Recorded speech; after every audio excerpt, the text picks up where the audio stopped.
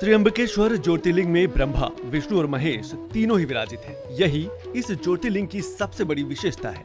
अन्य सभी ज्योतिर्लिंगों में केवल भगवान शिव ही विराजित है। त्र्यंबकेश्वर ज्योतिर्लिंग मंदिर महाराष्ट्र प्रांत के नासिक जिले में त्र्यंबक गांव में है।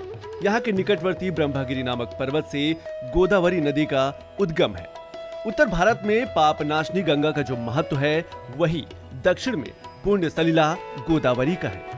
गौतम ऋषि और गोदावरी के प्रार्थनानुसार भगवान शिव इस स्थान में वास करने की कृपा की और त्र्यंबकेश्वर नाम से विख्यात हुए। मंदिर के अंदर एक छोटे से गड्ढे में 3 छोटे छोटे लिंग हैं। ब्रह्मा, विष्णु और शिव इन तीनों देवों के प्रतीक माने जाते हैं। इन सीढ़ियों पर चढ़ने के बाद राम कुंड और लक्ष्मण कुंड मिलते हैं और शिखर के ऊपर पहुंचने पर गोमुख से निकलती हुई भगवती गोदावरी के दर्शन होते हैं। गोदावरी नदी के किनारे स्थित त्र्यंबकेश्वर मंदिर काले पत्थरों से बना है। मंदिर का स्थापत्य अद्भुत है। इस मंदिर के पंचक्रोशी में काल सर्प शांति, त्रिपंडी विधि और नारायण नागबली की पूजा संपन्न होती है, जिन्हें भक्त जन अलग अलग मुराद पूरी होने के लिए करवाते हैं। बृहस्पति की सिंह राशि में आने पर यहाँ बड़ा कुंभ मेला लगता है और श्रद्धालु जन गौतमी गंगा में स्नान कर तथा भगवान श्री त्र्यंबकेश्वर का दर्शन कर अपने को कृतकृत्य मानते हैं।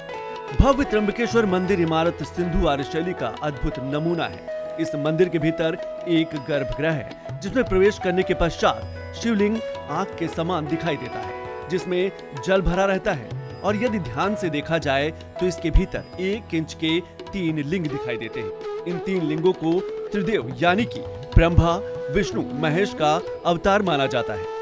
इस प्राचीन मंदिर का पुनर्निर्माण तीसरे पेशवा बालाजी अर्थात नाना साहब पेशवा ने करवाया था। इस मंदिर का जीर्णोद्धार 1755 में शुरू हुआ था और 31 साल के लंबे समय के बाद 1786 में जाकर पूरा हुआ।